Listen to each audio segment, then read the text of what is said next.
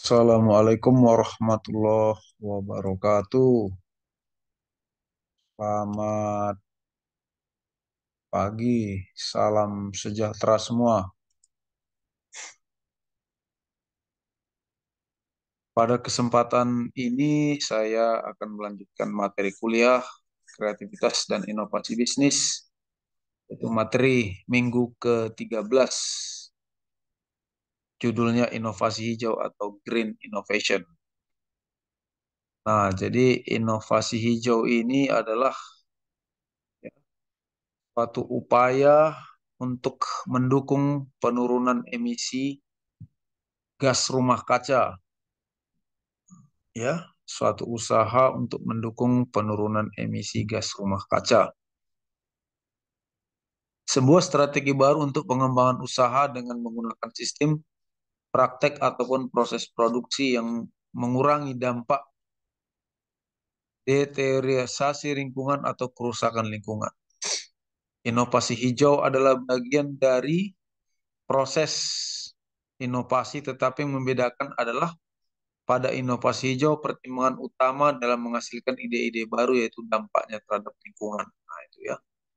Yang membedakannya ya dampak terhadap lingkungan ya, menghasilkan ide-ide baru. Susanti mengatakan jenis-jenis kelompok inovasi dibagi menjadi tiga. Yang pertama breakthrough innovation, penemuan awal seperti mesin uap, lampu pijar, mobil pertama ya, dan lain-lain. Yang kedua technological innovation, yaitu pengembangan dari penemuan awal tapi tetap perlu perlindungan hukum. Yang ketiga adalah ordinary innovation, dilakukan setelah analisa pasar berupa pengembangan produk. Ketiga jenis inovasi ini tidak semua dikatakan ramah lingkungan. Seiring perkembangan dibutuhkan inovasi yang ramah lingkungan. Oleh karena itu diharapkan konsep inovasi hijau dapat menghasilkan produk-produk yang ramah lingkungan untuk keberhasilan usaha jangka panjang. Sekali lagi, inovasi hijau didefinisikan sebagai semua tindakan yang dapat diambil oleh semua orang atau organisasi untuk mempromosikan pengembangan dan penerapan proses, produk, teknik, dan sistem manajemen yang ditingkatkan yang berkontribusi terhadap dampak lingkungan.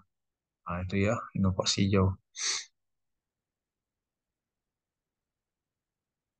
Proses green innovation adalah pemanfaatan cara inovatif untuk mengurangi dampak negatif lingkungan yang disebabkan oleh proses produksi. Green innovation menjadi pendorong utama dalam mencapai pengembangan secara berkelanjutan dan bertujuan untuk mengurangi dampak negatif dari setiap tahap siklus hidup produk pada lingkungan. Dalam beberapa tahun terakhir, konsep green innovation semakin mendapat perhatian, sebab hal ini sejalan dengan upaya masyarakat dunia mencari solusi dalam menghadapi tantangan global yang terjadi. Di dunia barat sedang berkembang suatu disiplin ilmu yang bernama ekonomi lingkungan hidup, yang menyediakan solusi atas berbagai persoalan yang berkaitan dengan bumi. Disiplin ilmu tersebut memberikan beberapa kebijakan-kebijakan ekonomi yang terkait dengan penjagaan terhadap lingkungan hidup. Green innovation dikelompokkan menjadi dua kategori. Yang pertama, green product innovation adalah menciptakan atau meningkatkan produk atau layanan secara signifikan untuk mengurangi dampak buruk terhadap lingkungan. Implementasi green product innovation terkait dengan pemilihan material produk yang memberikan dampak polusi seminimal mungkin, penggunaan energi seminimal mungkin, kemudian penggunaan produk untuk didaur ulang, digunakan kembali atau diuraikan. Yang kedua adalah green process innovation, yaitu menciptakan metode produksi atau pengiriman yang baru yang lebih baik dari metode sebelumnya. Green innovation process berhubungan dengan penghematan energi, pencegahan polusi, dan daur ulang limbah. Pengimplementasian green innovation process dapat dilihat dari seberapa efektif proses pembuatan produk atau proses produksi dapat mengurangi emisi bahan berbahaya atau limbah, melakukan daur ulang limbah dan emisi, pengurangan konsumsi listrik, air, batu bara maupun minyak, serta proses produksi yang dapat menghemat penggunaan bahan baku.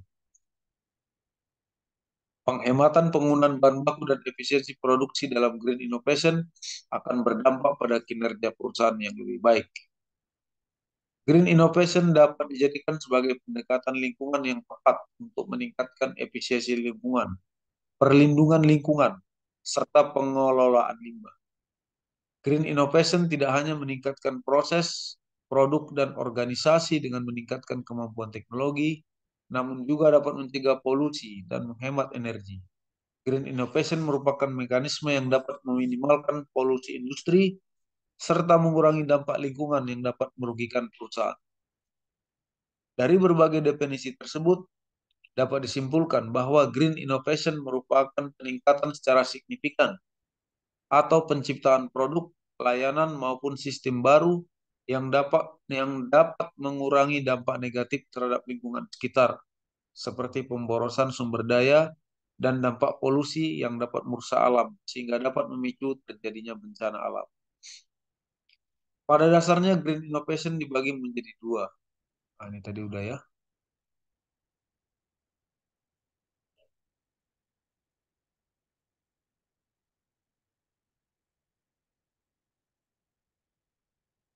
Inovasi hijau mengacu pada semua bentuk inovasi yang meminimalkan kerusakan lingkungan dan memastikan bahwa sumber daya alam digunakan seefektif mungkin. Ini adalah praktik yang meningkatkan daya saing perusahaan serta kinerja ekonomi dan lingkungan. Pengurangan penggunaan energi, daur ulang limbah, pengendalian polusi, keberlanjutan sumber daya, dan desain produk ramah lingkungan adalah semua faktor yang perlu dipertimbangkan. Inovasi hijau biasanya membedakan dirinya dari inovasi non-hijau karena memiliki karakteristik sebagai berikut. Yang pertama, mengurangi dampak negatif lingkungan. Yang kedua, sasaran inovasi adalah produk, prosedur, layanan, atau sistem. Ini memenuhi harapan pelanggan sambil tetap kompetitif di pasar, mempertimbangkan dan menginovasi seluruh siklus hidup produk untuk mengembangkan penawaran ramah lingkungan.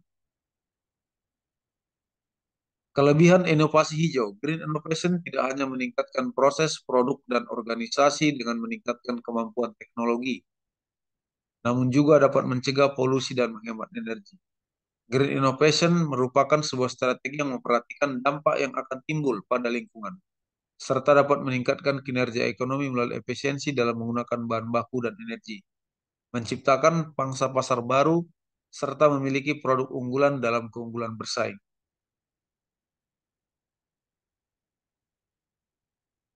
Kammerer menyatakan bahwa green product innovation memiliki manfaat lingkungan bagi konsumen, green product innovation, dan akan menghasilkan permintaan konsumen yang lebih kuat. Selain itu, inovasi tersebut juga dapat meningkatkan produktivitas yang dapat mengimbangi biaya lingkungan. Jadi pada saat sekarang ini, produk-produk yang ada itu sebisa mungkin harus memperhatikan lingkungan. Nah, dan juga di sini ada katanya biaya lingkungan, jadi limbah-limbah hasil daripada proses produksi itu harus dapat didaur ulang. Nah, proses pendaur ulang limbah tersebut itulah yang disebut dengan biaya lingkungan, ya. Dalam peningkatan produktivitas untuk menghasilkan produk, perusahaan yang menggunakan bahan ramah lingkungan dapat menghemat biaya. Nah, jadi sebisa mungkin bahan untuk proses produksi itu adalah bahan yang ramah lingkungan, ya.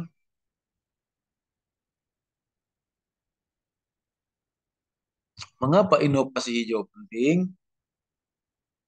Ya, ini bukan hanya akibat dari undang-undang atau tekanan pasar, tapi juga penerapan kebijakan pengelolaan lingkungan memberikan banyak peluang bagi perusahaan, misalnya meningkatkan kinerja ekonomi dan sosial melalui pengurangan limbah, biaya, dan inefisiensi lainnya. Kemudian menarik pelanggan baru, inovasi hijau digunakan dalam proses manufaktur oleh perusahaan untuk meminimalkan waktu dan biaya produksi. Kemudian meningkatkan posisi pasar dan memberikan keunggulan atas persaingan mereka. Selanjutnya, inovasi hijau menciptakan terobosan. Misalnya Patagonia adalah salah satu merek pakaian olahraga paling terkenal di dunia. Mereka telah membangun pusat perbaikan untuk menurunkan jejak karbon. Jadi jejak karbon kalau sebuah proses produksi itu pasti akan menimbulkan emisi ya, emisi karbon ya, emisi gas buang karbon. Jadi Patagonia, salah satu merek pakaian olahraga, sudah membangun pusat perbaikan untuk menurunkan jejak karbon. Itulah tadi terobosan-terobosan yang dilakukan perusahaan dalam melaksanakan inovasi hijau. Contoh-contoh penerapan implementasi inovasi hijau di Indonesia seharusnya berupa model ekonomi yang implementatif, inovatif, reliable, dan komprehensif. Bukan hanya sekedar kebijakan low carbon emission, ataupun model hijau berbasis etika lingkungan yang tidak absah. Nah, ya.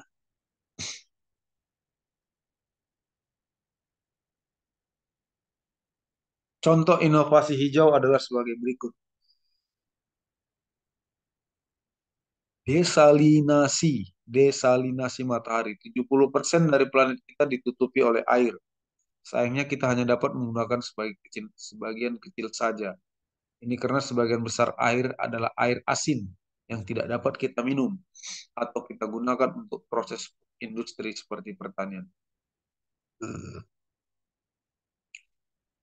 Sekarang bayangkan bagaimana jadinya dunia jika kita dapat menggunakan semua air itu dengan membuat air tawar dari air asin secara berkelanjutan.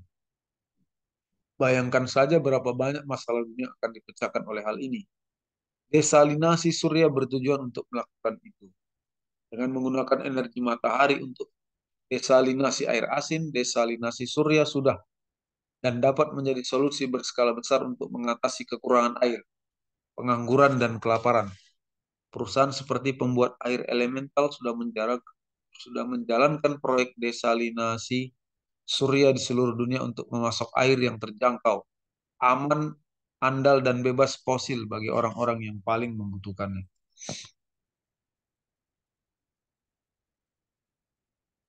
Energi laut, selain menjadi sumber baru air tawar, lautan juga kita bisa menjadi, lautan kita juga bisa menjadi sumber energi yang sangat besar.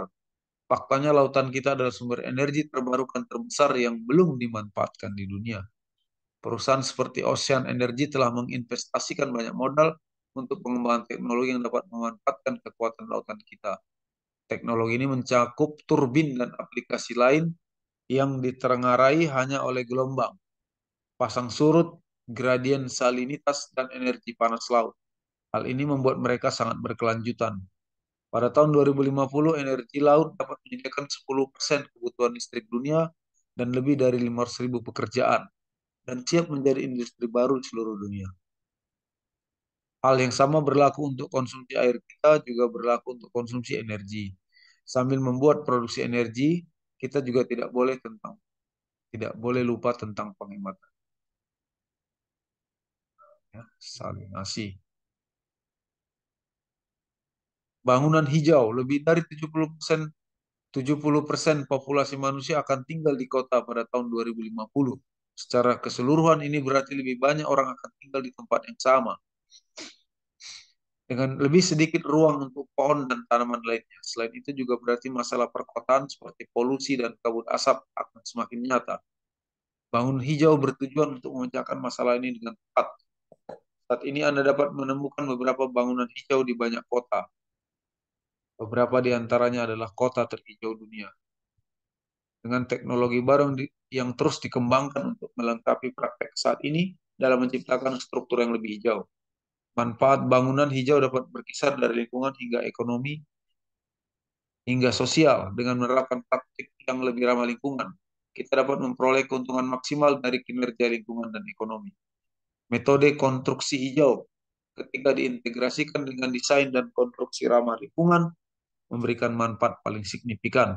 Misalnya bangunan hijau mengurangi pemborosan air dan energi, meningkatkan kualitas udara secara keseluruhan, dan melindungi keanekaragaman hayati. Hanya untuk menyebutkan dari beberapa banyak manfaat bangunan hijau. Nah, inilah contohnya ya, bangunan hijau.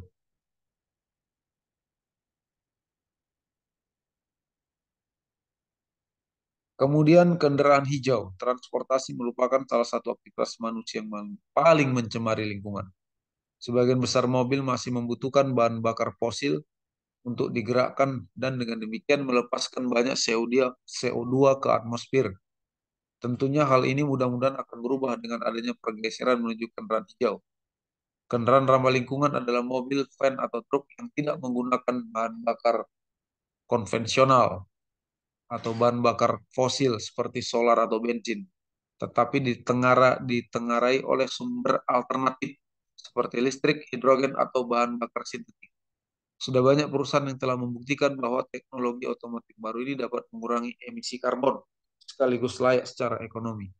Misalnya, misi Tesla adalah mempercepat transisi dunia menuju energi terbarukan.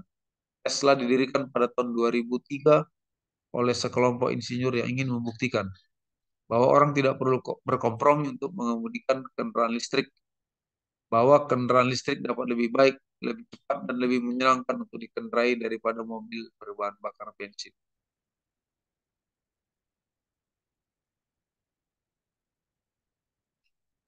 Selanjutnya adalah pertanian vertikal. Pertanian vertikal adalah teknologi ramah lingkungan yang berpotensi untuk mengatasi masalah produksi pangan kita. Konsepnya adalah menumbuhkan produk dalam lapisan vertikal yang ditumpuk daripada secara horizontal. Manfaat pertanian vertikal adalah peningkatan keberlanjutan. Beberapa pertanian vertikal bahkan tidak membutuhkan tanah dan mengurangi penggunaan air secara eksponensial. Teknologi ini memungkinkan kami membangun pertanian vertikal di gedung-gedung sekitar kota dan menyediakan makanan segar dan bergizi bagi masyarakat. Penemuan terbaru dalam pertanian vertikal seperti sistem gerimis akar cerdas untuk produk dalam ruangan memungkinkan pertanian vertikal menggunakan air 95% lebih sedikit daripada lahan biasa. Pertanian vertikal berpotensi memberi makan kota-kota yang padat penduduk sambil menggunakan lebih sedikit lahan dan lebih sedikit air. Mereka juga mengurangi emisi gas rumah kaca dengan menghilangkan kebutuhan untuk mengangkut produk dalam jarak jauh. Selama beberapa tahun terakhir, pertanian vertikal seperti aerofarm telah tumbuh di seluruh dunia, termasuk kota-kota paling berkelanjutan dunia seperti Vancouver, Singapura, dan Amsterdam. Nah, ini dia pertanian vertikal.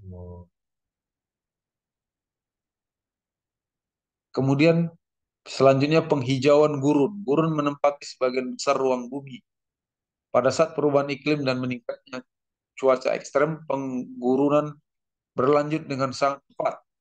Namun curah hujan di beberapa tempat dan kedekatan sungai tropis yang besar memungkinkan untuk mempertimbangkan rencana ambisius untuk penanaman kembali gurun. Penghijauan gurun adalah solusi berbasis alam untuk melawan hilangnya kesuburan dan erosi tanah serta hilangnya keanekaragaman hayati. Pada saat yang sama membantu mengatasi masalah sosial seperti kerawanan pangan dan kelaparan. Terakhir juga membantu menyerap lebih banyak karbon dioksida yang tentunya sangat berguna dalam melawan perubahan iklim. Teknologi baru yang membantu gurun hijau telah diperkenalkan baru-baru ini, misalnya Grossis Water Box adalah perangkat penanaman yang memungkinkan penanaman tanaman di gurun dan hemat sumber daya.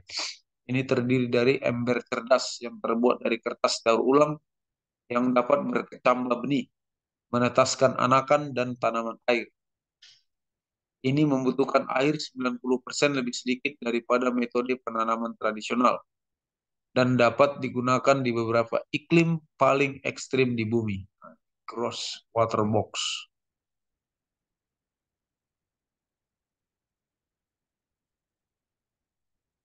Selanjutnya kaca surya. Bayangkan saja berapa banyak energi yang dapat kita peroleh dari matahari jika semua jendela kita menjadi panel surya pada saat yang bersamaan. Faktanya mengintegrasikan sel surya ke dalam jendela dapat mencakup lebih dari 30% kebutuhan energi dunia dan juga dapat membantu transisi ke ekonomi sirkular. Misalnya Skylight Photovoltaik menghasilkan energi bersih dan bebas pada saat yang sama memberikan sifat bioklimatik dari kenyamanan termal. Mereka telah mengoptimalkan filter surya yang menyerap hampir semua sinar ultraviolet dan inframerah yang berbahaya bagi penghuni gedung. Ruang kaca isolasi menjamin kinerja termal yang lebih baik di dalam gedung. Keunggulan ini sangat membantu mengurangi CO2 dan emisi gas rumah kaca lainnya, yang secara signifikan dapat mengurangi jejak karbon bangunan. Kemudian plastik biodegradable. Sudah bukan rahasia lagi bahwa plastik berdampak buruk bagi lingkungan. Kita semua pernah mendengar tentang plastik di lautan dan mikroplastik di makanan kita. Selama beberapa dekade, para peneliti telah mencoba menemukan alternatif ekologis untuk plastik tanpa hasil. Untungnya saat ini ada beberapa alternatif bagus yang dapat membantu kita beralih ke ekonomi sirkular. Salah satunya adalah plastik biodegradable yang hanya akan terurai dan menghilang setelah beberapa saat. Menyediakan makanan bagi tumbuhan dan hewan. Misalnya botol vegan, terbuat dari bioplastik alami yang dapat menggantikan botol plastik selamanya. Semua yang ada di dalam botol vegan, mulai dari tutup hingga pembungkusnya, terbuat dari 100% bahan yang dapat terurai secara hayati. Botolnya terbuat dari ekstrak tebu. Tebu membutuhkan air jauh lebih sedikit daripada tanaman lain. Dan pembuatan botol itu sendiri menggunakan lebih sedikit energi daripada pembuatan konvensional. Semua ini menjadikan botol vegan sebagai salah satu contoh terbaik dari inovasi ramah lingkungan. Nah, ini dia botol vegan.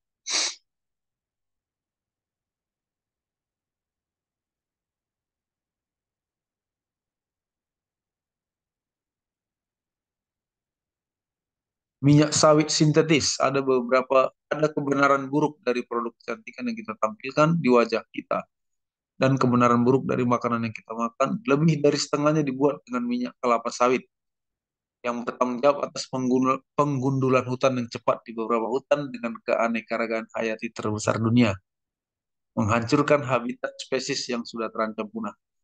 Namun kini industri biotek telah menemukan solusi alternatif sintetik yang tidak melibatkan pembakaran atau penebangan hutan.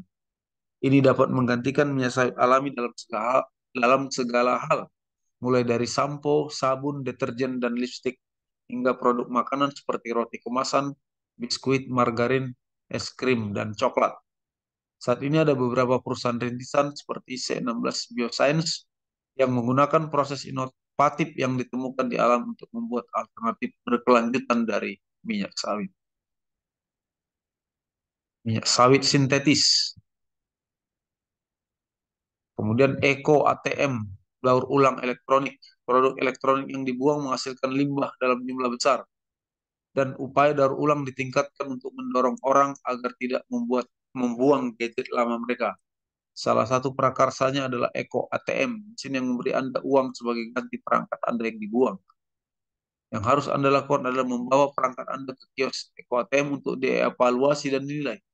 Dan Anda dapat pergi dengan uang langsung ditransfer ke rekening bank Anda, atau melalui PayPal atau dalam bentuk voucher. Insentif yang bagus untuk tetap hijau. Nah, jadi demikianlah ya eh, materi kita mengenai inovasi hijau, lengkap dengan contoh-contohnya. Mudah-mudahan bisa bermanfaat bagi kita semua. Ya, demikianlah dari saya. Saya akhiri dengan wassalamualaikum warahmatullahi wabarakatuh. Selamat siang, salam sejahtera kita semua.